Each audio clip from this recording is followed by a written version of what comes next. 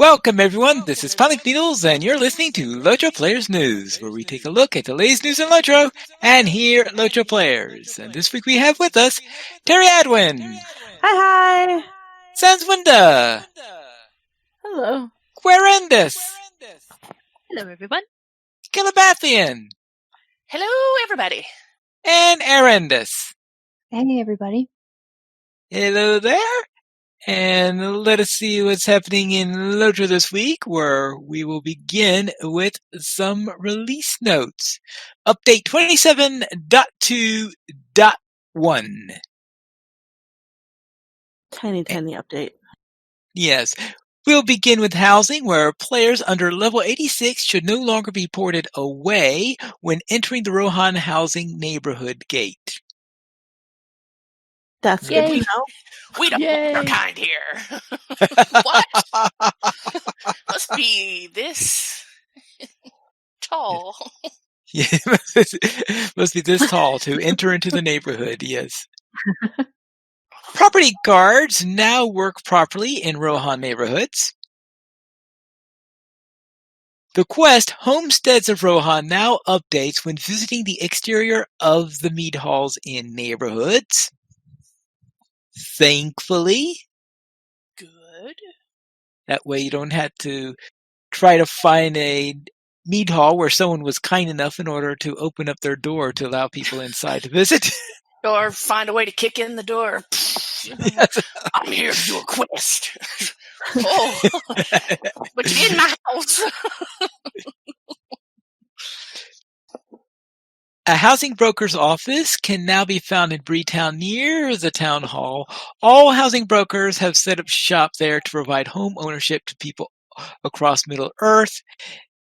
This is on the side opposite from where Lalia's Market is. So it's across the street in the opposite direction from where Lalia's Market is.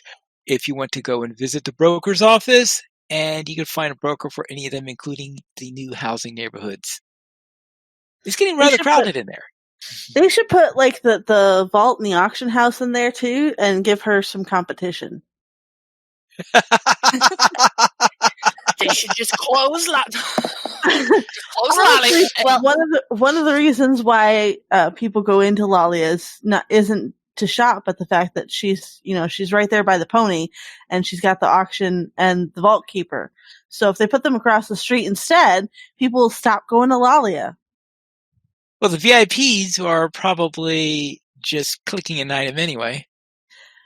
If they remember to get it. Well, if you're in Bree and close enough to Lalia's.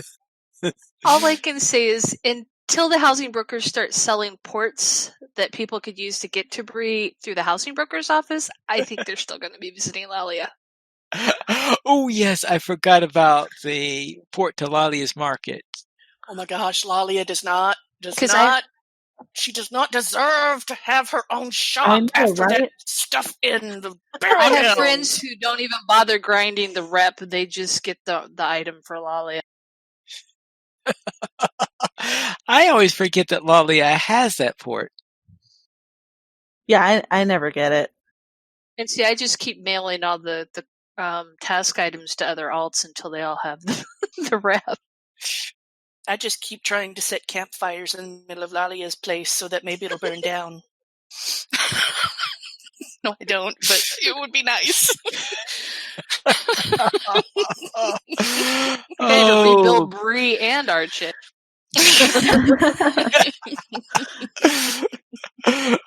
Arson! No, it was a mercy.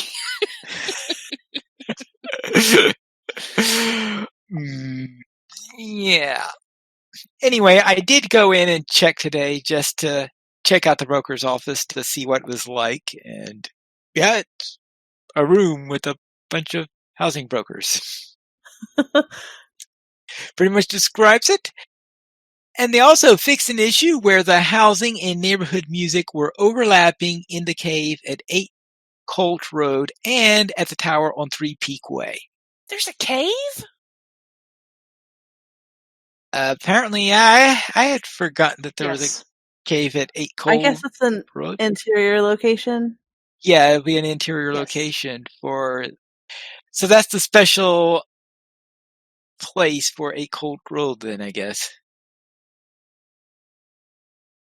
Yeah, Eastfold has the property with the tower, and the Kingstead has the property with the cave. All right. What's in the cave?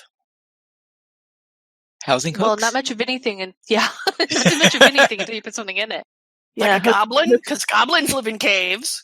Maybe put your I'm dwarves in pretty there? sure they don't let you have a goblin, although they should totally let you have a goblin property guard. That would be cool. I want a little Viznak. I want a Viznak, yes! Viznak property guard that you can, or Viznak the cave. Viznak on throne. That would be perfect. Viznak on the throne. Viznak on the throne. Yes, I want. Add to the list. Yes! Ooh, but maybe the next time we run into Viznak, that could be one of the quest rewards. That's incentive That right would be there for so getting cool. another alt up to that area. For items, Myrtle Mint has new cosmetic items available for Figments of Splendor. These cosmetic items will also randomly drop from Adventurers and Travelers' steel-bound loot boxes and include a sporting steed and war steed appearances, a decorated goose pet, a maypole housing decoration, and a formal riding attire avatar cosmetics. It's a bit late for a maypole, is it? What's the deal with the geese? Like, there was a goose house not that long ago, and now we have a decorated goose pet. What the heck is with the geese? I don't understand the I mean, fascination with geese. At least they're not horrible geese. I- They're pretty polite. My next pet will be a goose, and it will be called Cobra Chicken.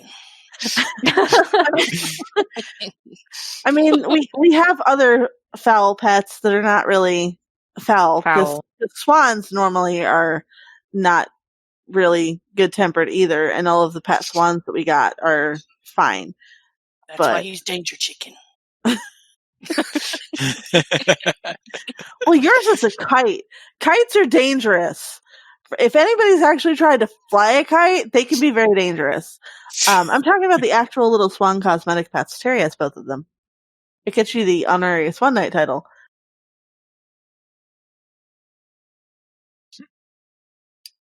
As for the Myrtle Mint has new cosmetic items that are minty fresh. They I look haven't like looked at them yet. reskins of the other ones. Dang. Yeah. So they're not minty fresh, they're only reheated. Well, they are. I mean, they're green with a kind of a silvery tone refried. instead of the red and gold, but They're refried.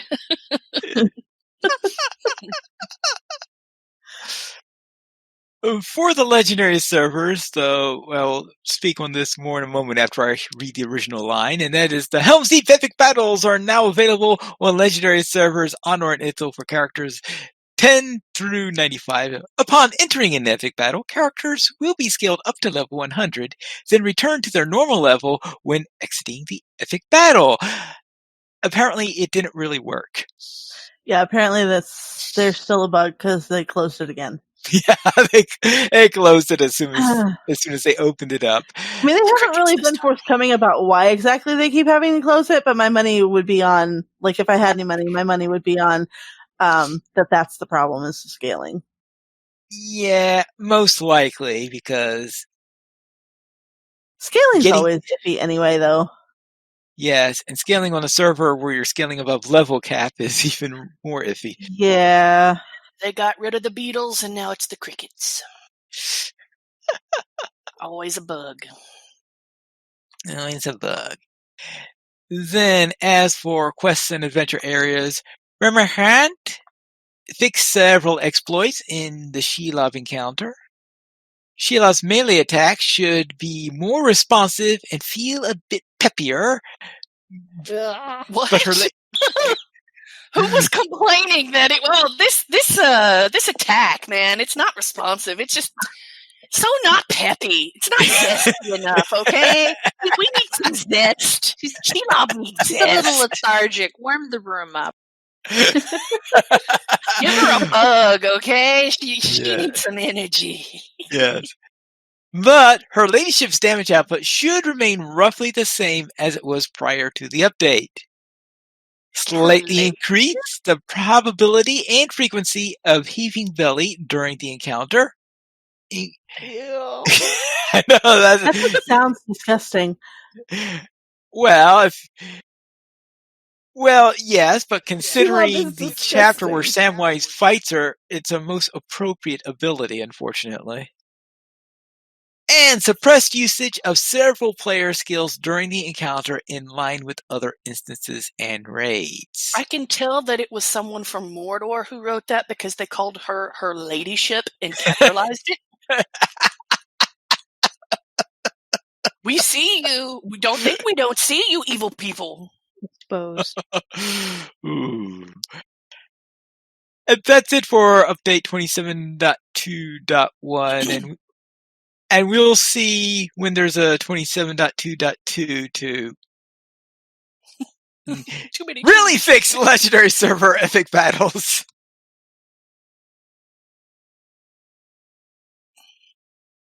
And then with that done, I should also note that world transfers, I think they only opened up something like last week. Well, they're closed again. I could say something about real life at this time, but I'm not going to. Now, I think one of the reasons it might be is because there is a bug. They didn't explain what bug is causing them not to transfer, but there is a bug where if you have a character and you're transferring from Bombadil, let's say, and you're transferring to a server and you have someone who has a very stale name there, in other words, hasn't logged in for several years, it looks like the transfer process is giving the name to the person who's been not logged in for several years rather than the person who's transferring in. And of course, the rule's supposed to be if someone hasn't transferred in for a year, then they lose their name instead of the person transferring in. But if it's been less than a year since the person on the server with the name is, then the person on the server is supposed to win. So it's a cicada bug. Yeah, it's a cicada bug. The ones who are supposed to be asleep and then wake up after like 11 or 13 years. But it's cicada bug this time. I never thought of it that way, but all right. Let's then head into the LOTRO beacon for this week, where we have issue 171, where it looks like it is from the Legendary Server updates because Gandalf is healing Theoden, it looks like. Yeah. Battery's force choking him. No, that actually is specifically from that instance. Yeah. It just, I'm like, okay, he's got his hand up. The dude looks like he's kind of choking. It's like, he's gone all Vader. He's Gandalf in black. Darth Gandalf. Darth Gandalf.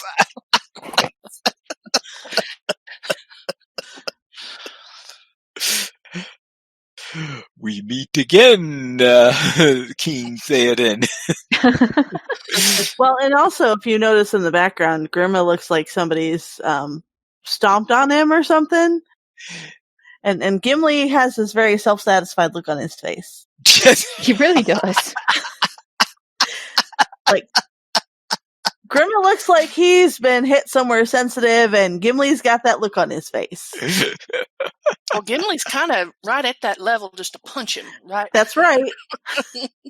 Well, I'd say Grima is lucky that Gimli didn't have his axe with him. Exactly. Yes. Yeah, supposedly you have to surrender all your weapons when you go into Edoras. I still have my weapons every time I go into Edoras, but you know. Yes. There is that little detail.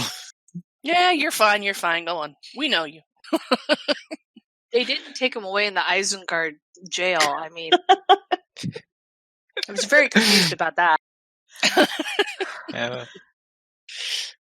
No, I remember the Brothers workshop one where they have where they all come in, and of course Hama tells them to leave back their weapons, and all the members of the fellowship, of course, drop their weapons onto the ground. Of course, they have about 5 times as many as they have in the actual books and in the movies, but of course.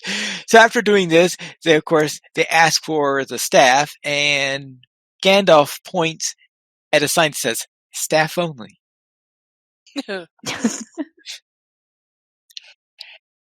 Let's then head into the community spotlights. Laurel's Den has you covered with a 2020 guide to Helm's Deep. So you can click on the link to read that. The Department of Homeland Security is once again taking a hobbit to Isengard. That song will be stuck in my head for the next week. Mm-hmm. I actually watched that on stream. It was really fun. Yes. And that's where they take Sapiens on a little trip to Isengard, where Sapiens creates a new character. He was a level 10 Hobbit hunter. Yeah, level 10 Hobbit hunter. Do they actually have like a band with them that plays "They're Taking the Hobbits to Isengard" all the way there? No, they play this song "Eastbound and Down" from Smokey and the Bandit before they start. Yeah, you can't almost actually as play good. music while you're running, because even the minstrels just play like a note here and there. In order to actually play music, you have to be able to stand still, unfortunately. Yes, and they try to stand still as little time as possible when they get into the more dangerous areas. Eregion is iffy. Bone Veils is just right out. You don't stop. Yes. Yeah. The Inferno of Sounds takes place this weekend on Guahir. Of course, that would probably just be finishing up. Weatherstock is on September 12th, and you click on the link to see their schedule. The next Breland Open Air Market on Belegir takes place on August 22nd, and you could see the flyer. The flyer is actually in the Chronicle itself. See, Ankit is the newest streamer of LOTRO, and you could click to watch his show on Wednesdays at noon Eastern. I'm sure Cordovan had fun to that. Said, well, oh no, that goes again. That's, of course, at the same time as a stream that Cordovan has for the other game. And Dekamalu has your housing items, and you could click to see them. Has new housing items. And so showing the 27.2, there, falling waters, column of smoke, let's see, rainbows, all sorts of fun little housing decoration items. Okay. A rainbow for your house. Okay. Sure. You know, some strange things. If you wish to nominate for the community spotlight, you could send an email to contact@SaringStoneGames.com with the subject line Community Spotlight. So here is our weekly comment. What is the best late summer food? Ice cream. What she Ice cream's said. just good, like, across the board. Honestly, when I worked at Dairy Queen many a moon ago, we tended to have, like, one of our heaviest times for ice cream buying them was during the winter. Of course, this is also Texas, but I'm just saying. Am I the only one that wants to vote for ripe tomatoes? Ooh. Real fresh, ripe tomatoes, not like ones that have been sitting around for forever in the middle of winter. I was going to say some nice watermelons, but... Yeah, I was thinking watermelons myself. Which I've got in my refrigerator right now. Watermelon, right?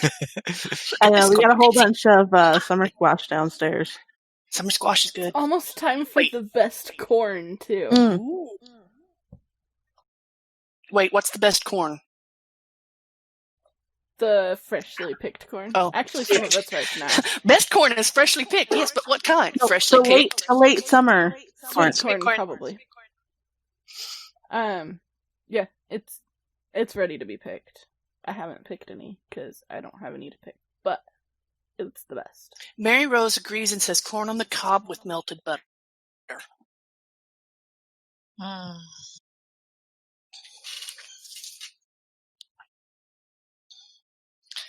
Okay, that just knocked us all out. Okay, thanks, Mary. Yeah. I really the want to go get podcast some hobbits corn grew on the cob silent. now. Yeah. I'm like debating where I can find the freshest corn on the cob right now. Probably at the store. I think they have some local produce there. All right. So that's the list on there then that our favorite foods for the summertime. So let's head into some fan site news where last week we gave our review on Update 26 where I get the impression that we liked it. And Gamer Reverie teaches about fellowships, and you click there for the latest how-to for newer players. And over on LOTRO stream, Glenn and Ori wrap up and advise Battlefield quests, and Ankit makes his debut. Also on Twitch, Easy A runs a Guardian. Easy. Yes. Bloodborne takes an arrow to the knee. So he's no longer an adventurer, I guess. And the Token Professor streams from Mythmoot. Did he ever successfully stream? I guess because whenever I checked on his stream in there, it looked like that the stream didn't work very well. And over on YouTube, Pineleaf gets an unfair trade. Wait, Zaga, we know Hang him. on. Wait a second. yeah? Oh, I was continuing the joke. Go ahead. Okay. Yes. Zagog revisits the Black Book, and Dragonfly Mage has some Angmar ambience. Dark, deadly, gross, and dry. It's like a summer home compared to Mordor. Yeah. Yeah. But okay, Pineleaf, what unfair trade did you were you in the middle of there? Were you subject to? I was in the middle of Middlemead, I think. And was it actually no, that might have been recorded too late recorded into the scene. That it might have been the ones where at the Entwade where you have all these items that were spewed all over the road by the Uruks after attacking one of the trading caravans.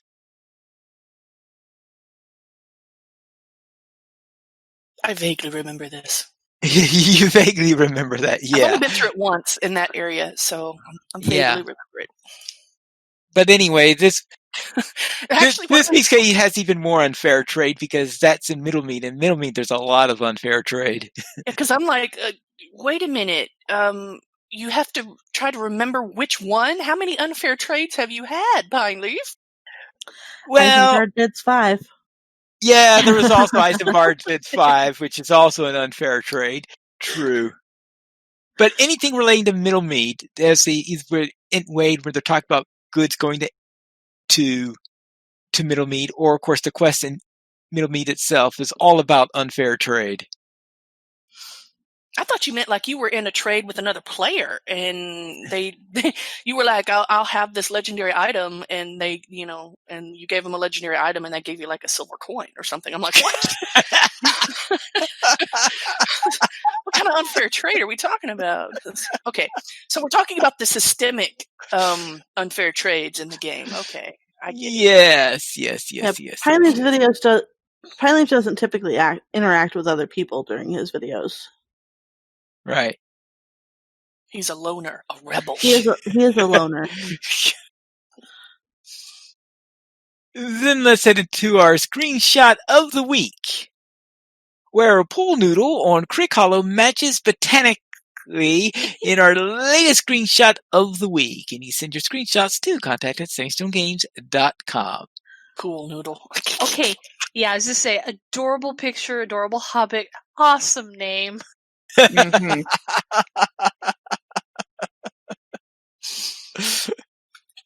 I'm still laughing about the one that you found, Guy, Robitussin. The Captain Robitussin. Yes, I saw a captain named Robitussin last week in Bree.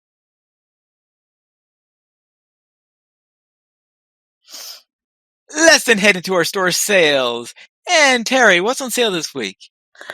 Well, you could get a Universal Power Potion times 5 with coupon code Power Potion 5. I know we're all rushing to get those because, yeah. And 30% off Valar's Third Age Item Trove and Legacy Scroll Box is now through August 20th. Also, it is a Buried Treasure event week, so it is time for Bears with Pickaxes. And don't forget, if you're going to get the housing carry-all, you need to do it before the podcast goes live on Monday. Yes. Because it's done after this weekend. I don't know. I'm still waiting for the task ones to come to the store. Oh, yes. I They need really more need them. tasking carry-alls, like, desperately. Yes. I don't need necessarily, because I don't know that I can fit all of my housing stuff in a carry-all. That's why that's why I have a bear named Spare Bear, because he's my housing storage. I have 3 cosmetic storages. I have a housing storage, and I have storage for stuff you get in the moors. I have 4 storage alts now. That's what happens when you have like 30 plus character slots, is you just decide that some of these alts are just going to be storage and you will never play them.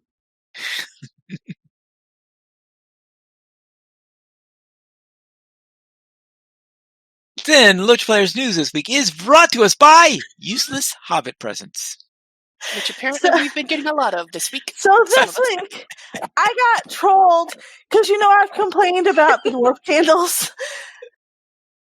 Inside, like every time they drop, I complain about dwarf candles. This week, in my gold present on Laurelin, I got the assortment of dwarf candles. I got dwarf candles in every color.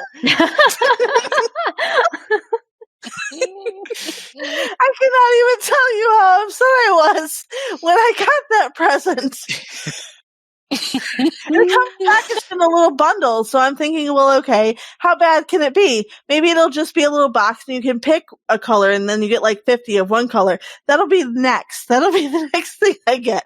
No, I clicked it and it opened up and I got three candles in every single color. So now I have like 8 things taken up at my... I'm telling you, you just need to go to a concert, sit up behind the bands that are playing, and light them off. They'll think you're part of the crew. You'll get rid of them. Yes.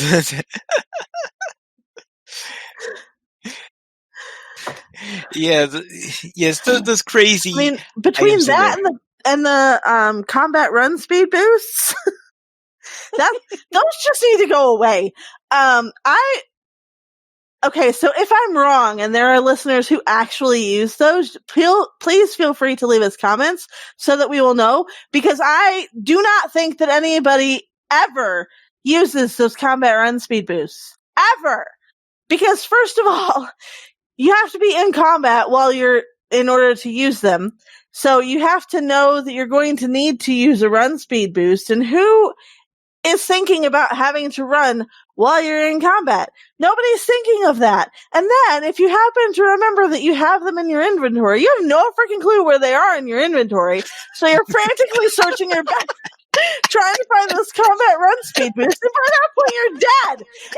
It's a quick trip to the red super circle. useless. Well, I don't even keep them in my inventory anymore. Every time they drop out of the Hobbit present, I just delete them, because I've never ever used them, and I can't imagine why anybody would.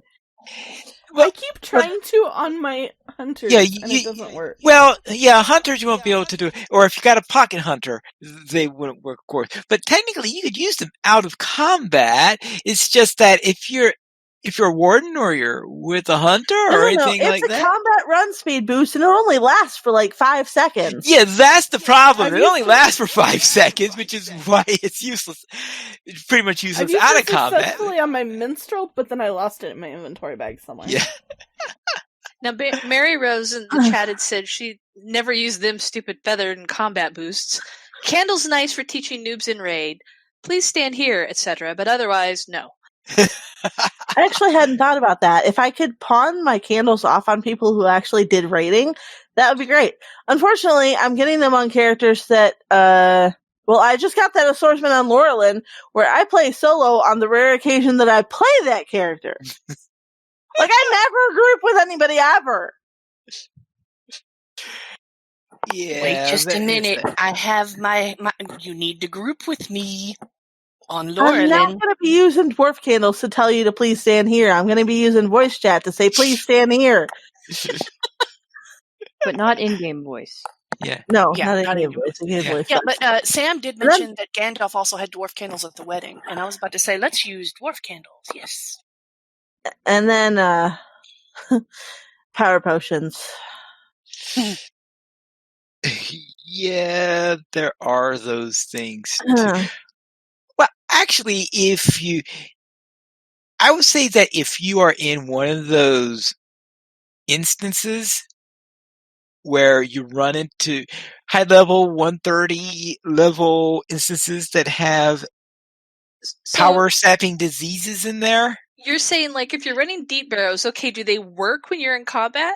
I've not tried it, but yeah, I mean, you'll get your power sucked like. Well, No. why if they didn't work in combat, it'll make them even more useless because that's when you need they them. do work in combat, but again, you have to Okay. remember that you have them, and then where the heck they are in your bags, and And if you're a hunter, you have to turn off your leafy feet. Oh, see, no, we're that's talking about power potions. Oh, power potions. You still have Yeah, to you can remember get where they are that. in the bag. But you can put them on the bar. But yeah, they I get also buff have bars. like the same ridiculously long cooldown as your regular power potions. So really, there's no point in extra inventory space for power potions that you might use like once at a blue moon. Well, there's that. Yeah, I would just. I mean, when's the last time you used a power potion? Probably a deep arrow. No, I didn't do deep arrow. Actually, Yeah, we you know, did. did we? I used 2 going through deep barrows. Yeah, because that's all the cooldown let me use. Oh, I actually, okay, so here's telling you how much I run that instance. I didn't remember having run that instance. You ran it with us once. Yeah, we dragged you through it. And it was where we first noticed the whites were putting out a debuff disease thing that was taking all our power. Puddle. And I'm Yeah. really good at getting out of puddles. Because I have learned And to avoid the our puddle. power comes back really fast. Yeah, which and is once you're nice. out of the puddle, the power comes back really fast. I actually, once I figured that out, I wasn't losing power as dramatically as you guys were. Because I have weird, well, Redline has stuff where if you've got fervor up, it ups your power regeneration anyway, and I typically have fervor up like all the time if I've been running in an instance. So I don't really have power problems on Terry.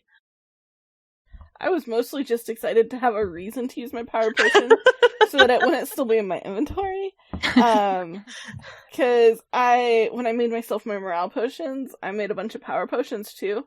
And I got to like 25 and I was like, I can probably stop making power potions now because there's no way I'm going to use 25.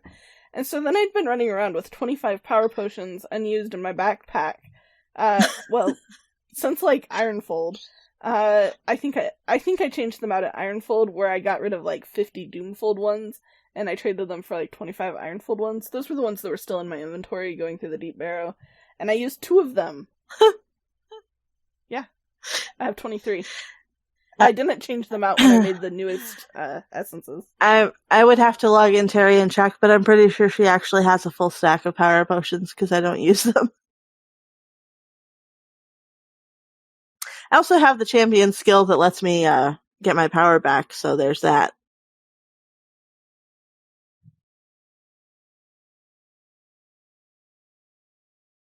right? Then let's head into the site news where we have A Berg's Tale, Chapter 4.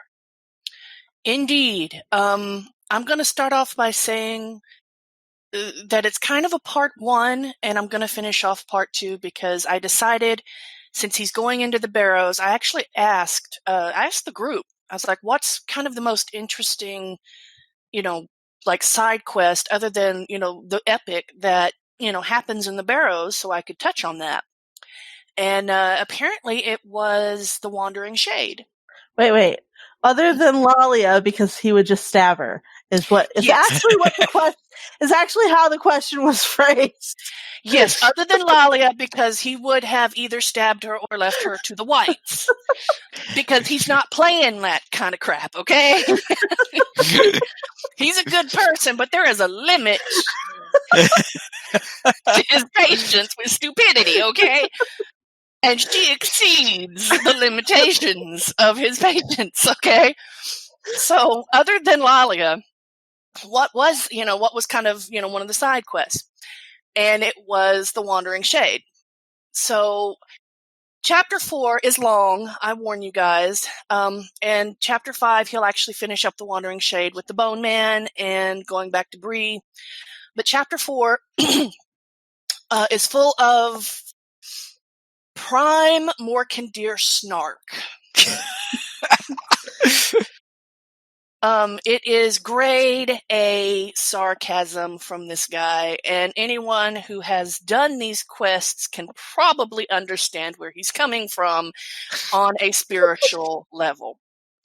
So, he basically, the way I had it set up was he needed to get through the epic first and then meet the Wandering Shade. And that's kind of how I did it. So yes, and he actually gets hurt for the first time in this chapter. Not badly, but enough that it kind of makes it very irritating to exist. You know the kind. So yeah, I'm not really, I don't want to go into it too deeply because I don't want to give away too much because I actually want people to read it. But yeah, his mission is to get in there and try to stop news of the ring going to Sauron, and that's his first thing. But on the way back, because obviously he succeeds. Anyone who's played the game knows. I mean, you succeed or you die and redo it and then succeed. I mean, there's kind of two options there. But yeah. So Andraste, he manages to get her, and during that, by the way, we did notice that if you check the wiki, the LOTRO wiki, for what she says and kind of what they say kind of around that, you find out that after you get done with Andraste, it shows like all the stuff that she says in game.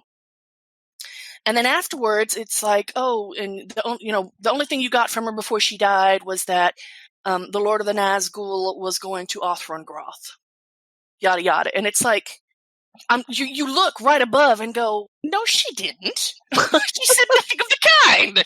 How did I know this? Did I read her mind? Can I read minds? Am I Maiar? So, yeah. When I was writing, I actually had to kind of take that and add a little bit. And apparently it is a problem or a mistake that has been around for a very, very long time in the game. You can check some of the actual forums about this, and apparently it goes back some years. That little oopsie, I guess you'd say, because it really does look a lot like they originally had her saying something and then changed it, but they forgot to fix the whole, the mention of it or something. So, yeah, I kind of had to add a little bit of that in there. Let's put the Band-Aid on there. Yeah. Now, they did change this quest a little bit back when they turned it from a multiplayer to a solo. So maybe they removed some text when they did that, or does it go back further than that? See, what was it? I'm trying to think of where what the forum was. Let me see here. Yeah, I think if you search the forums, you can actually where they actually mentions it and goes back. But I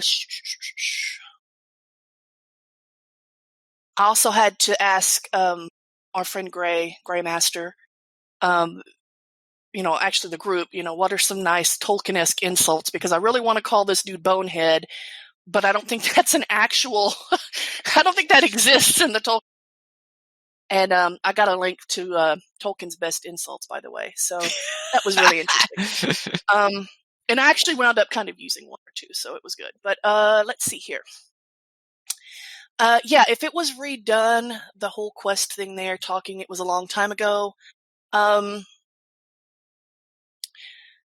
Yeah, it's actually from Niwashi back August 19th, 2012, where they mention there's no mention of Othrongroth in any of that, yet it's the Othrongroth connection that leads the party and the next part of the story. So yeah, back as far as back as 2012 is where they mentioned that, and somebody was like, how do we report a bug about this? So yeah, 2012, and it's still around. But yeah. Needless to say, A Berg's Tale Mork, he goes after Andraste, and he succeeds. And on the way back, he kind of meets someone in need of his help, Wandering Shade. And we if you have never done that set of quests, please do. But be prepared. You will be running around all over the place. And then you will have to go into the Southern Barrow Downs for part of it. So if you're not quite ready for the Southern Barrow Downs, oh, Lord, help you. Yeah. But, yeah. But In yeah. fact, yeah. Go ahead. That quest, in fact, is my usual exception because usually I try to avoid doing anything ultra dangerous until I hit level 20. But my level 19 wardens do the Bone Man because it gives a really sweet spear. Mm-hmm. I laugh because Pine Leaf is qualifying this until level 20. If anybody's ever played with Pine Leaf or heard about us playing with Pine Leaf doesn't typically do dangerous things in game. Pine Leaf is like the most careful person I have ever met in the game. That's why Leaf just tried to convince us that we were too low level to go see Candice at level 22. So, like, whenever one of us has this really great idea that's going to get us all killed, Pine Leaf is the one desperately trying to talk us down off of that ledge. Like, which is why 10, that was great. Which is why on Friday we were all asking, Pine Leaf, are you okay? Because he was acting in a very unpinely way. He almost jumped off a cliff at one point. And I saw him look over the edge, and I jumped off. After he had done something else that was like he'd wandered away from the group, which is very unlike him because usually Pine Leaf is right there with me, and Pine Leaf is nowhere to be found. And so, yes, I actually asked, Pine Leaf, are you okay? And he's like, yeah, why? And I said, because you're behaving in a very un-Pine Leaf-like fashion. Oh, no, but getting lost is very Pine Leaf-like. So I don't intentionally break away from the group. Usually you're pretty good about sticking with me, though. Yeah. So yeah, guys, to kind of cap it all off, it's long. It's kind of part one. You don't get to see the Bone Man until the next chapter. Also, I wasn't able to finish and work on it until yesterday. So I got it done at like 2 a.m. And was feeling, afterwards, I posted it, for review to the group very early at 2 a.m. Knowing it would have to go up at 6 a.m. so no one was going to read it, but I had to do my duty. And was just like, it's long, it's late, I die, and then I went to bed. So yeah, come for the snark though. If you know pretty much how this goes, come for the snark because it will soothe your soul, your irritated soul, to read his reactions to some of this stuff. Some questions I did have as I went through. I was writing and suddenly went, wait a minute. I have to find this ring in the barrow, and this is the Shade's barrow. Then why is there another white in this Shade's barrow? Hold up. How am I supposed to see this ring in this barrow? It's dark. Also, there are no torches. So, yeah, it kind of took on a life of its own because sometimes my stories do that. The characters just kind of take off and do that. They're like, hey, let's do this. And I'm like, wait, that's not part of the plan. Yeah. So chapter 4 is a little long. I'm sorry. Not sorry, but sorry. And full of snark. And yeah. It sort of does beg the question is, how do your characters see in some of those places where there's virtually no light sources? I know, right? Oh, here's the big one that I had as I was trying to write some of these fight scenes. I didn't want to get too involved in because I don't really, that's not my strong suit. But yeah, I was like, okay. And then I'm like, okay, it was a, dark, stormy night, not stormy, but it was dark by the time he did all this. And it's like, he's sneaking around in the shadows. Okay, that's cool. And now I'm in this middle of this fight. And, later on, I'm in the middle of this tomb that's kind of dark. And I'm like, it's night, I'm in a tomb, and I'm wearing a mask. How in the heck am I seeing anything at this point? So I just kind of went with it because, sometimes my own brain gets to me and doesn't allow me to, I guess, keep a little bit of reality out of there. But yeah, there you go. And someone who's trying to be super stealthy is probably not going to learn the skill of echolocation. I'm a dolphin. I'm a bat. So yeah. But yeah, that's chapter 4, guys. I'm trying not to spoil it for everybody. Just go and read it for the snark and start giggling. Okay, that's all I got to say. Now, back to Sam and back to the useless Hobbit present. Sam claims, I think Terry did notice this, is that he uses them in Minas Tirith, those run feathers.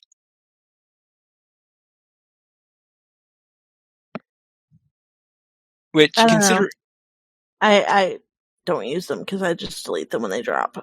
Well, yeah, there is that. Let's then check vision. on. I'm not an elf. He's a human, though. Sorry, Sam. I saw that. I was like, but he's not an elf. If he were an elf burglar, that would be different. He would have like dark vision.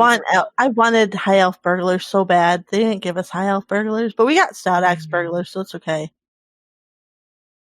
I still want an elf burglar. Also, I really desperately want an elf burglar. Yes, also Sam was the one who mentioned Baby Snark. Yeah. Baby Snark.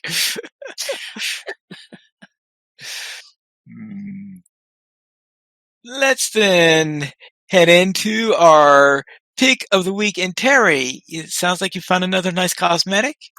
Well, I happened to open my email and this dropped out of it. This is Summer Night by Cosmetic LOTRO, whose blog I follow, so I get updated on all of her posts. And it dropped yesterday, so I knew it wasn't going to be in the Beacon. It'll probably be in next week's Beacon, but by then everybody will have seen it because they'll have seen it in the show notes, and we'll have talked about it on the podcast. So this outfit features Galadriel's dress, which is one of the prettier dresses from the Midsummer Festival. Of course, it also features Lavender Dye, which is a festival dye that I don't support, but it's a cool outfit anyway. And somehow she managed to make it look like her elf had like almost lavenderish tinged hair, and I'm not really sure how it must just be a lighting effect or something, or the fact that there's so much lavender already in the outfit. But it works and it's cool. You said that's Galadriel's dress? Oh, it's Arwen's dinner dress. Sorry. That's what was confusing me there. Yeah, no, it's Arwen's dinner dress. Galadriel's dress is the other one that I really liked. And it's the default color, So you can actually see when you first get it, you can see it's got that gradient, like light lavender color that deepens to almost a twilight purple in the bottom. That gradient color actually is the same regardless of what color you dye it. So it'll actually start out lighter on the top and then get darker on the bottom, which is a really cool effect. But this is in the original lavender color. And I was in the middle of saying something else and I don't remember what it was. Oh, the shoulders. The shoulders are an Enidwaith barter from Harndirian, which I now need to go get because I don't have them in my wardrobe already and I need them. There's an Enidwaith. Well, actually, it's Dunlin where you have everything probably just about. No, it's Enidwaith. It's Harndirian. Yeah, Harndirian. Yeah. I mean, I guess I assumed that you would have had everything from there already, so. No, I only get bits and pieces when I need them. Like I have the Hat of the West, but I don't have like all of the things. I don't use all of the things. I just go check it occasionally. All right. Then, do we have a new player question this week? Anyone have a question? Not off of the top of my head. Then, here's kind of one. Because it'll come up here when I talk about my stuff, but about my week. But is it new that they actually have quests that kind of phase in as you do them, kind of like they do in Lindleby? Is that something that they've just started, or has it been around? Quests or NPCs?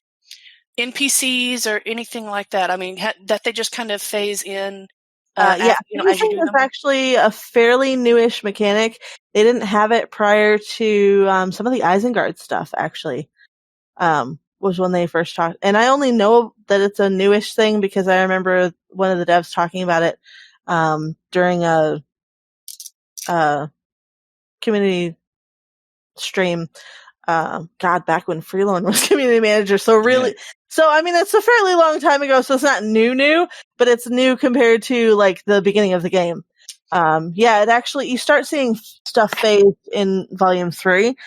So where originally you would do all of the stuff and then it would just reset. So you could run by the same person that you've already rescued and you'd see him still tied to the pole. And then you start getting phase stuff so that you would have like one version of things for one person instead of instancing it out so that you have to basically be in an instance version, which is what they did with Tal Methadress. Actually, Tal Methadress is instanced, so you have a couple different versions of it. And Minas Tirith is kind of sort of instanced too ish, but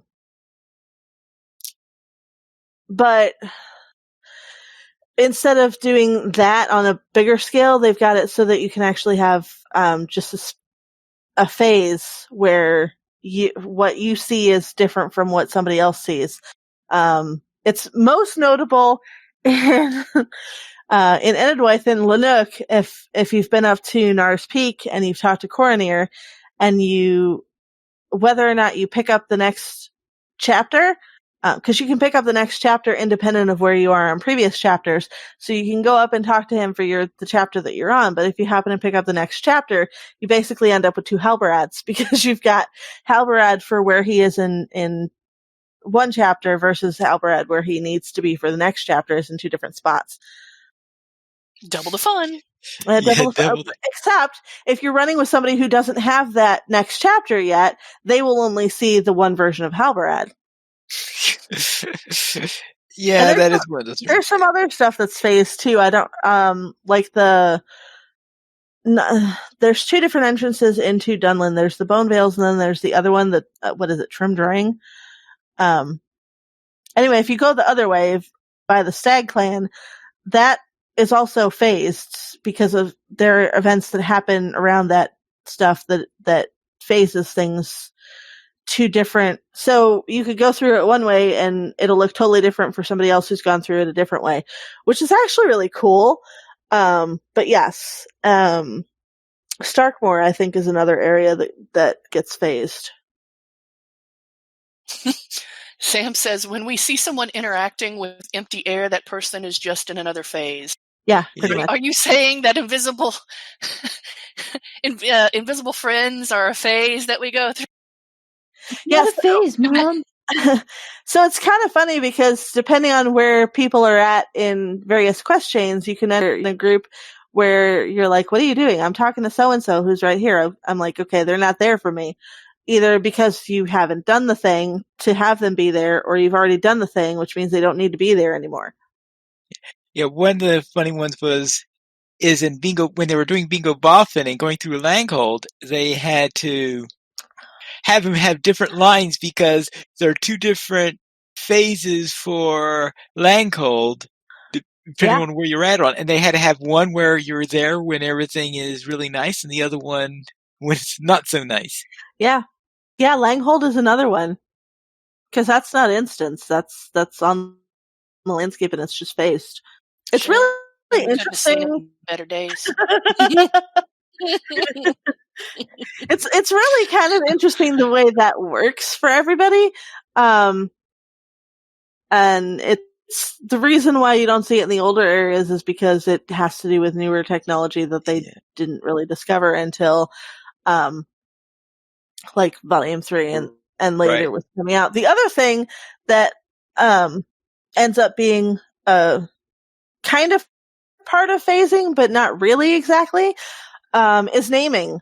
So you'll have NPCs that are named one thing, and then a couple of lines later, their identity is revealed, and so the name over their head will actually change, which is not something that they could do until they were able to figure out phasing, and then this is actually like above and beyond phasing. I don't remember which one of the devs it was, but I do remember one of the devs was talking about the whole name thing, because you see it particularly in the Ent session.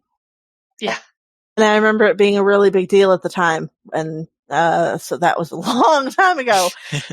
I think they do it when you get into Rohan with Gandalf at one point, right?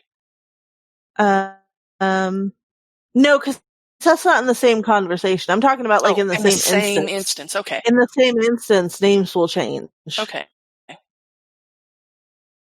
And that Yeah. that actually came along even later than phasing. But yeah, they're able to do it because of phasing. How they worked on phasing, what they could do with phasing changed over time, because in the earlier parts it was just bringing in an NPC or out, and then later on you could bring in an entire village in and out. Like, for example, Hootbold. Without phasing, Hootbold would be impossible. Oh yeah. And that's the ultimate thing about phasing, where you had to have everything where it's all burnt out and stuff like that. Then you have the version of the landscape that looks nice and well, pretty. And not only that, but you've got stuff that's phased in at different points. So your version of Hootbold could be something totally different depending on where you are in the quests and what rep you've got and what you've actually managed to complete. So yeah, it was really, really cool. Yeah. Now, before phasing, what you had to do was you have what you have in Rivendell, where all the Epic Quest NPCs are behind, or at least the Fellowship members. They're all in these chambers. They're in these bedrooms, or they're in this other area, and all these places where you have to go into, so you're not in the main area. Because they couldn't have, I think that before Moria was released, the NPCs were actually out in the open, but as soon as Moria was released, they had to move them into these hidden rooms because they didn't want the NPCs just hanging around when you just met them in Moria, or when they were going through Moria. Sam in the chat had said he always makes sure to save the other eagle in the Great River region so Bingo can marvel about 2 eagles instead of just one. Yes, of course. I try to do that myself. I mean, besides, they're eagles. Yeah. Anything else anyone wishes to add on this question? Then let's head into our weekend LOTRO. And Arendis, what have you done this week? I've mostly been working on leveling up my main champion, who is now level 77. So we're almost to Rohan. We're getting there slowly.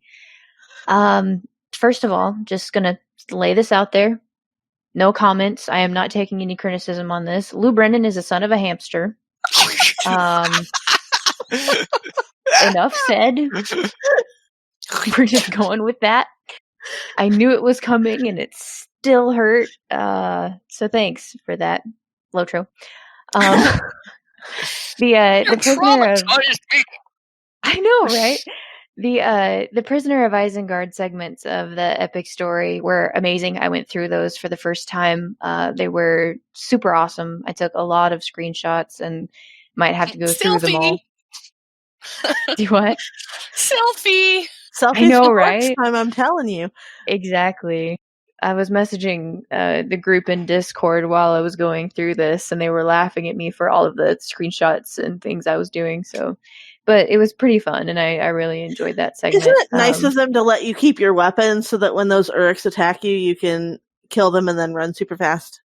I know, right? And it was also kind of cracking me up because I had opened another quest line before continuing that part of the epic and going into Isengard. And it was one of the ones where you can spend mithril to go somewhere. So it's like, do you guys know I could just port out of here real quick? This doesn't feel very secure. Well, they make sure that you have this item so they can get back the quickly. shackles so that you can come back. Mm-hmm. Which was awesome, but okay, take a 5-minute break and come back. We'll put you back in the shackles. Sorry, I gotta run back over, 2 regions over real quick. I'll be right back, I promise. Oh Lord, it kept having to go back and reforge anyway. But yeah, I really enjoyed those segments, and it was fun to go through for the first time. I also finally got to see some of the various camps in the Rohirric camps in the Gap of Rohan around the Heathfells. Aren't they and oh great? my gosh, we're almost in Rohan. It's amazing. I almost took more screenshots there than I did in the Isengard segment. I was just running around looking at all the various NPCs. I know! It was great. So I had a pretty fun week, I guess you could say. Calabathian, how was your week? Well, to start off, I finally decided to heck with it. I might be under level for the area, but I'm going to go visit Lindleby. So I visited Lindleby on Killavorn and discovered it's populated only by chickens, and therefore I have called it Chickenby. I did mention this, and apparently this is places that will, phase in and, everything. But while I was there were just chickens. It's just chickens. And honestly, I thought at first, okay, is my first quest to somehow break a curse that has turned everyone into chickens? Is that what I have to do here, first of all? Because there was no stable master, nobody there, but chickens. Yes. Hobbit Brigadoon. And interestingly enough, and it's just I have yet to there and follow the quest line and stuff like that to actually open, have them come out and stuff. Anyway, but along the way there, I had to stop in Limlock, and the stable master, when I clicked him to do my thing to go to Lindleby, said, "I have slain goblins today. Can you say the same?" And I immediately was like, "Boy, I'm an elf. I slay every day. Get out of here with that." So yeah, I did finally visit Lindleby. It is actually very pretty, just full of chickens for me. Then I went roving threat hunting with the girls. We only had one death out of the 3 of us, and we actually wound up having to hunt for all of the roving threats. I think they knew we were coming, so they were hiding. But we went all over the place for that, and it was pretty fun. Running all over the countryside, let's go try over here. And then, it's like falling off of the cliff. And, at one point you just hear me, howling because I'm like, go up the cliff, no! Because I had almost fallen and my horse was clawing back up. It was fun. So yeah, go actually watch the stream and you'll see what I. And then we ran the Fellowship Weathertop instance with like all the DPS, like all of it. There was no DPS left for anybody. We had all of it. With the Academy. And there was, no goblin spared. No goblin spared. No orc was spared. No warg was spared. Nobody was spared. There was a troll. We didn't spare it. Matter of fact, we kind of, went after it with extreme prejudice because it's a troll. But towards the end, seriously, Candace, we just healed ourselves as a group. We are still glowing green, but you're still playing up the wound. Faker. Faker. You lie. You are over exaggerating. Oh, we but can't heal him. Did you remove wounds? That's the problem. Is he doesn't. Wound pots don't work on him. Nothing works on him. I realize that, but I'm just like, okay. So literally everyone else in this group can heal us ourselves, but the one person who is like wounded and like falling down, like, oh, we can't do any. It's like, dude, we are literally still glowing green because we have healed ourselves, and yet you're like falling on the ground, like, oh, my wound. Oh, we're gonna have to carry you down. Even worse, in the skirmish, he does healing. Right?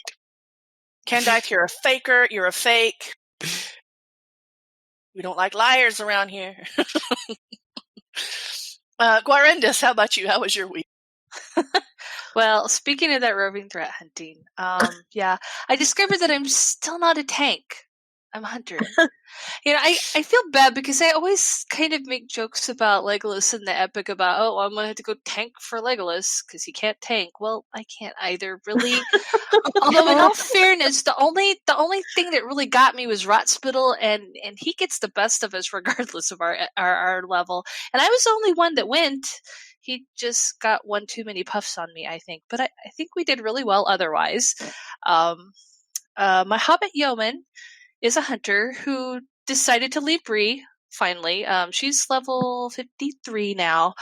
I've been wanting to quest her for a while, and I've kind of got through even a lot of the landscape stuff through like partway through the Misties, maybe. She was getting ready to go in Goblin Town. But I started working the epic on her, just, okay, gotta get that done. And then a while back on the field trip, they came over to Lenderval, and she got her first LIs, opened up Moria that night, doing that things then, but I hadn't done anything with her since then. I decided, no, I'm gonna get her out of the crafting hall, and paired up with a Hobbit minstrel who's about a good 10 levels above her, but we went to Angmar and unlocked the Watching Stones, and I think we're gonna head into Moria again, Moria proper. They're like level 60 some odd, and already well into being ready to go to Lothlorien, but they're going to help me out. And then Gware got a lot of stuff accomplished this week. Actually, she finished the Trial of Death and the Reclamation proper, the deed. So all that's left is doing lots of deeding in the Wells of Langflood and in Minas Morgul. I think I still have some, the continued threats. I have to kill some more of those, and there's one, I think, like White Slayer up on that top level that I have to get done for slaying. So I'll be done with those. And I met this guy named the Gangly Slicer this morning and got a title Bounty Hunter in the Wells. So I'm very happy with that. I'm sorry. I know we just talked about it. I'm sorry. But the RNG will come for you too. You just gotta keep smacking goblins. And the other thing I did was lots of interior decorating. And I'm really loving the new housing. I really enjoy doing it. I kind of am getting frustrated though, because I will show up at properties and like nothing will be in my yard.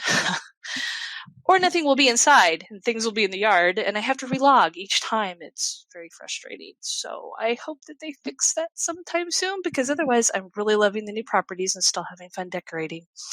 Janswinda, what are you up to this week? Well, I finished getting up to rebuild Heightwold. I bought some of the rope and went housing item shopping throughout Middle Earth. Best use of hunter ports that I've found so far, to use them all at once. And I did some more duty in the Barrow Downs with a couple different characters and got more barrow brie. So Lethal cheese. Unwise titles across the board. yeah, Unwise some of them on characters who already had the Sans unwise titles. But yeah, the 3 runekeepers, who are level 20 something, I'll say like 24, 26, something like that. Maven, Nitesh, and I have little runekeepers, and they all got barrow brie. It took a long time to get the third person to have barrow brie, though, because the RNG kept giving multiples to Maven and I, which was kind of funny. But we can't trade them, so we just kept shooting things until finally Nitesh got a piece of barrow brie. So we decided to not eat it that night, though, and to wait until the next time that we're together and eat it at the beginning. Hopefully not right before getting on a stable horse, but it should be interesting. What happens if you die on a stable horse anyway? I don't know. You arrive at your destination, slumped over, dead. Just teleport off the horse you paid for? I don't know. Somebody needs to do I this might- for science. I might have to test this. I have no idea what would happen if you died like halfway through a stable ride from Oh my Saradam god. to LOTRO I don't know if I want to, 371. but I think I might have to test this. Yeah, I think I have 3 pieces of brie, so it should be fairly easy to test. Because you can't heal while riding a stable horse. I want a Anyway. report. I think you should give a report. I'll have to give a report next week. and find out which red circle you appear in. Yeah.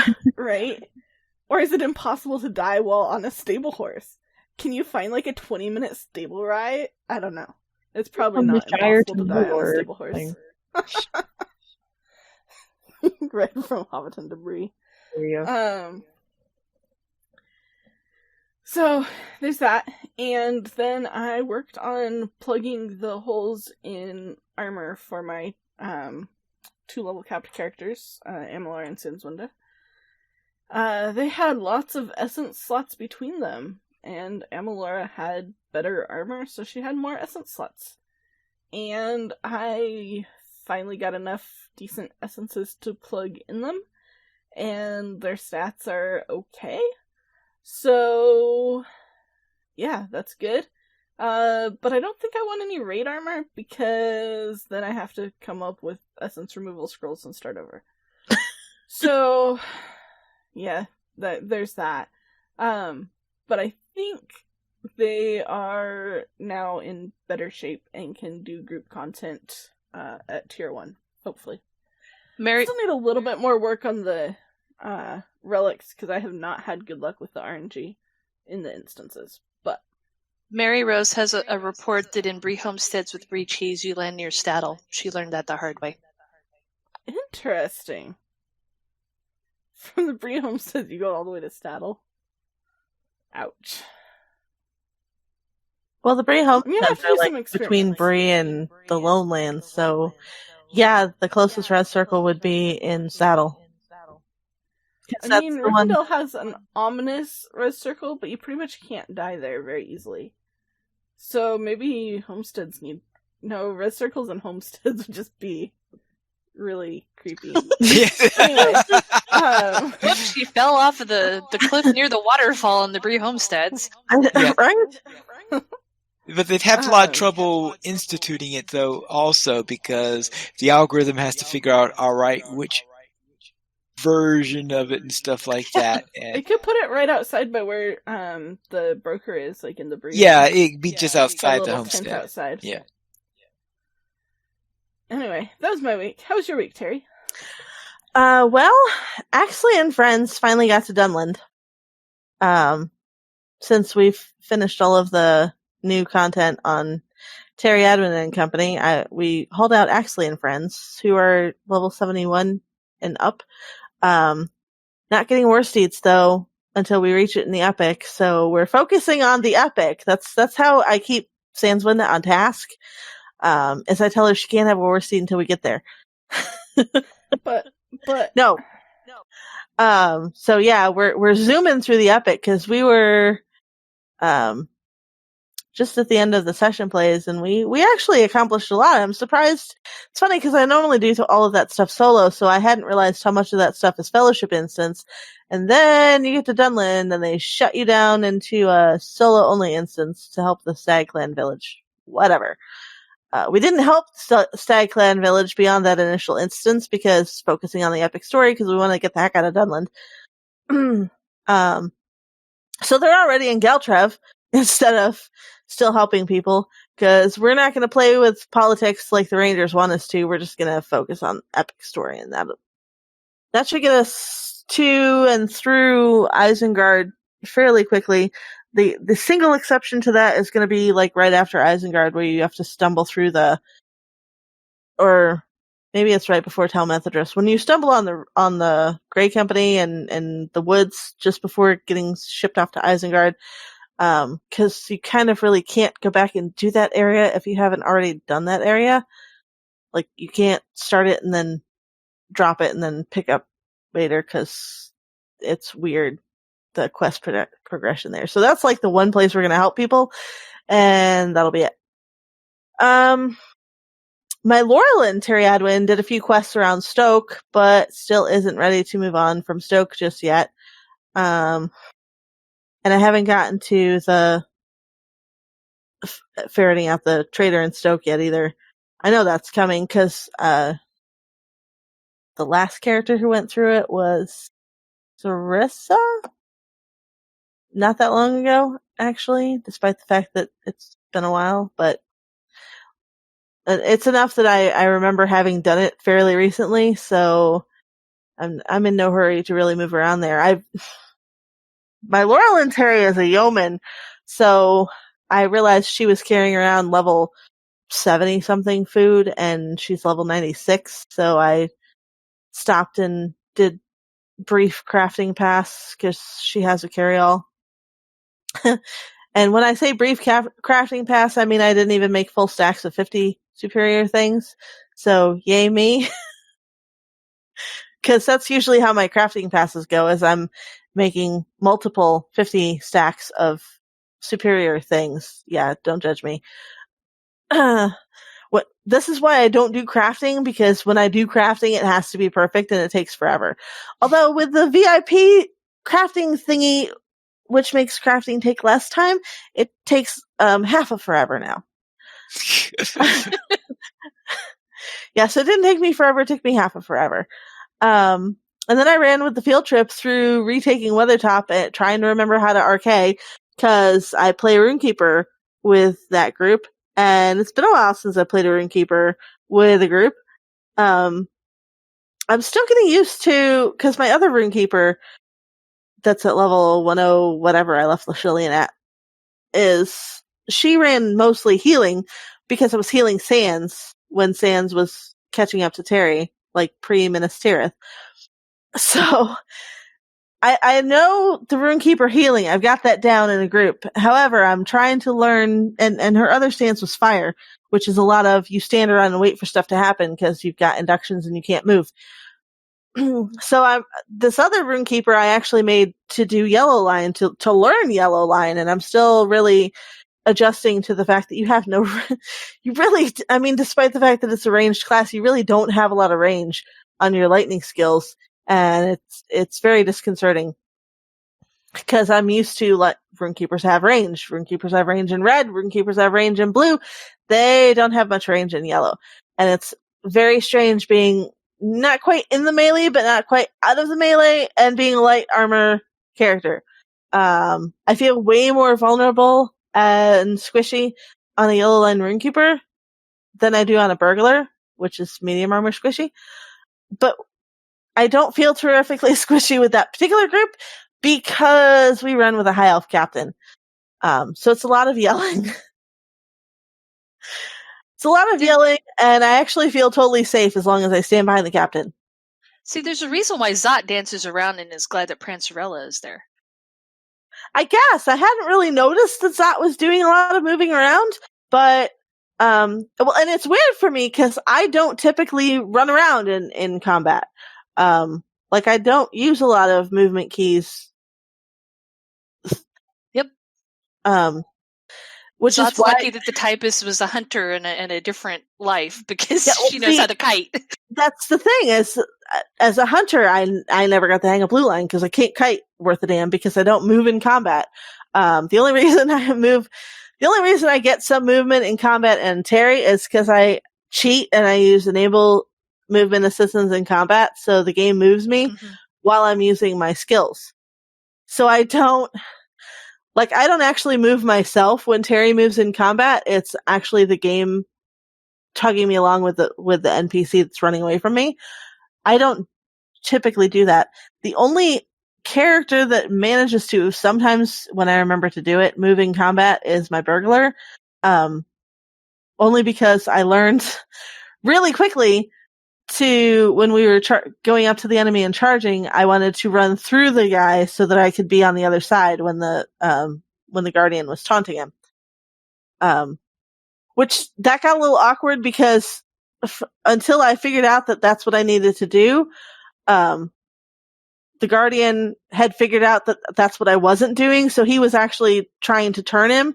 So we went through a period where he was trying to turn him and I was trying to get behind him, and it didn't quite work, but we eventually worked it out.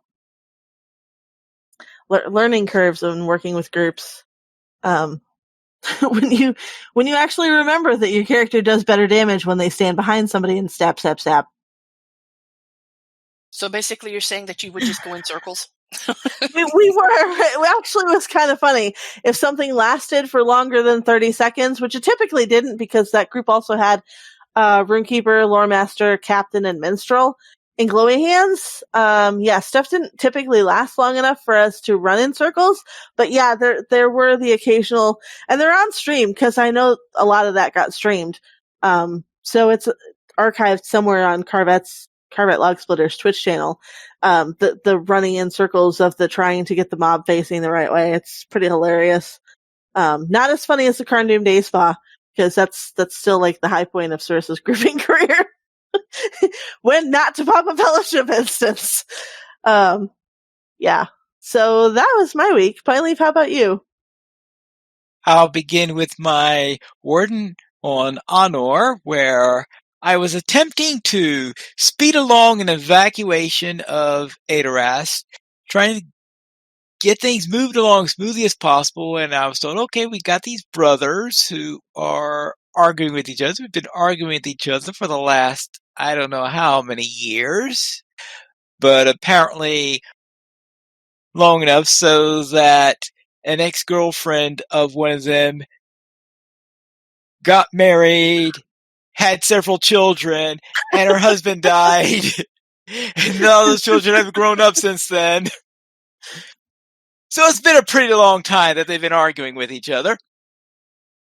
And at the end of it, I go into the house and accidentally find the deed that says whoever finds this becomes the owner of the house.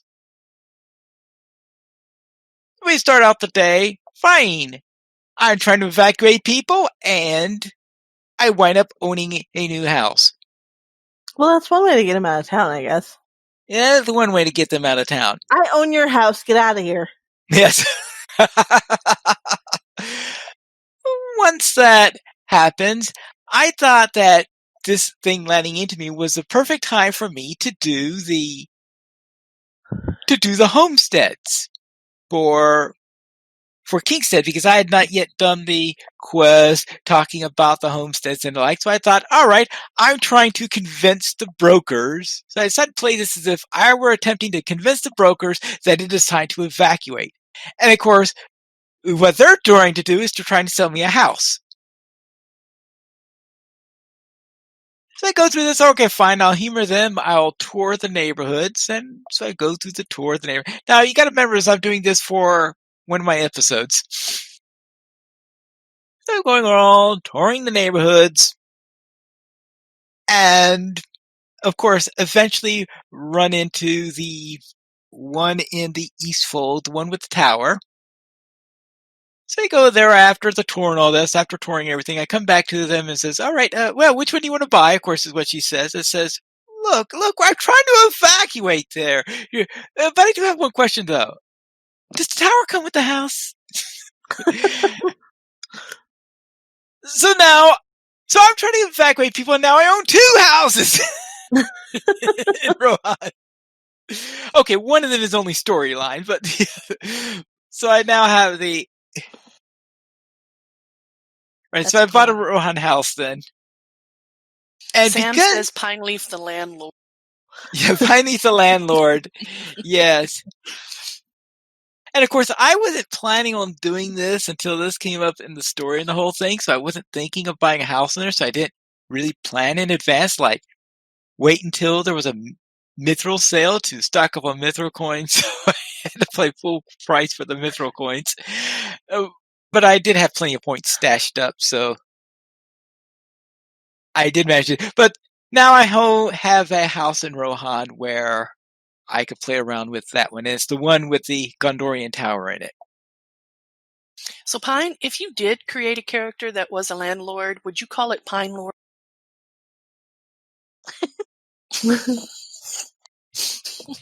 Well, I mean, your minstrel's Pine Loot. I mean, everything that you name has pine in it, and I'm like, It's Trappy landlord, Hooker. It's Pine Trap. Pine Trap. Yep, Pine Lord would be the landlord character. Pine the Lord. NPC, Pine Lord. Well, somehow I don't think I want to play a landlord or anything like that. There's going to totally be an NPC now that's going to be called Pine Lord, and it's going to be like, the devs were listening. See, now all I can think of is Time Lords from Doctor Who.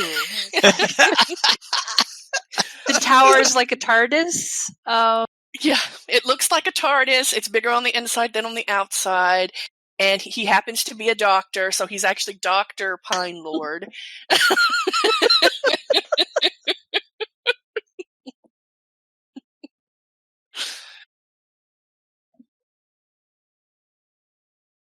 Quite interesting.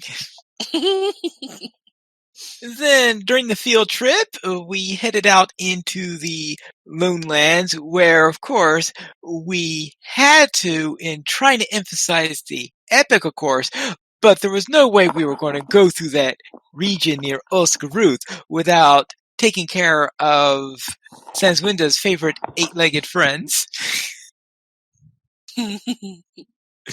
Uh-huh. Yeah. Yay, spiders! Not. Burn them all. It down! Burn it all down! Yes. Burn it all down. It's like, y'all to go around the Lone Lands anyway, Igline. Burn it all down. Burn it all down. Burn it all down and move. Yes. Then on Friday Night Fights, we ran Storm on Mithedris, Bells of Dale, then finish it up with Defense of the Prancing Pony. And in news beyond the LOTRO, we'll begin with, we have an announcement that Dwellers in Darkness figure pack is coming for the Lord of the Rings Journeys in Middle-earth. So Fantasy Flight Games has announced that in October there'll be a new figure pack that will contain 3 new miniatures for the iconic villains in the Shadowed Paths campaign, the Just Shadowed expansion, and to look for an unboxing coming very soon over at our sister site, DDO Players, where Drac will do a unboxing there of it. And also the Haunting a Dale, a new downloadable campaign. Dwellers in Darkness figure pack coming for the Lord of the Rings. Don't you come for me. Yeah. Not that kind. Okay. Then we also have a new video by Dwerin Lore Master, who has the story of Glorfindel Returns, when he returns to Middle-earth. And this is a new song by him to the tune of whatever it takes.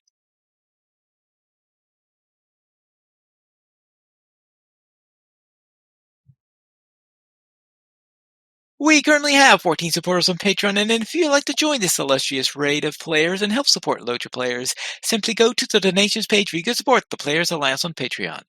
Your money would be used for our podcast hosting, website hosting, and to pay for our live shows. And if you'd like to support us without joining Patreon, you could send an email to drac@lotraplayers.com. If you'd like to contact us, you could send an email to podcast@lotraplayers.com, and you can also follow us on Twitter, the Players Alliance @PlayersAlly, LOTROPlayers @LOTROPlayers, Arendis @Arendis, PineyFit Needles, Sanswinda @Sanswinda, Terryadwin @Terryadwin, Guarendis @Guarendis, and Calabathian @Calabathian. The Players Alliance has 3 shows. On Wednesdays at 7 p.m. U.S. Eastern Time, we have DO Players News. On Saturdays at 8:30 p.m. U.S. Eastern Time, we have LOTRO Players News. And to know when XP Quest goes live, please follow XP Quest on Twitter. Just remember, though, that XP Quest is not Piney friendly. And you can join us for our shows at LOTROPlayers.com/live. That is all for tonight, and this is Piney Duels reminding you to socialize responsibly.